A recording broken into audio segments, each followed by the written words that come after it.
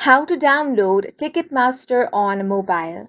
Hi guys, welcome to our channel. Let's begin. In this video, I will guide you on how you can download Ticketmaster on your device. For this, open up Play Store if you are on your Android device. If you are on iOS, open App Store. Now, you want to tap on the search bar.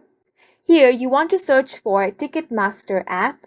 Now, this is the application you should be looking for. If you want more information, tap on About This App option. Here it says that Ticketmaster gives you access to millions of live event tickets and makes it easier to buy, sell, or transfer the tickets. Now, this application might not be available in all the countries and region. If it is not available in your country, it is going to show something like this. However, if this application is available in your country, you should find an install button. Go ahead and tap on that. As soon as you do that, the download will begin. Now, depending on the speed of the internet, it will take some time for the application to be downloaded. Once it has been downloaded, it will be automatically installed on your device.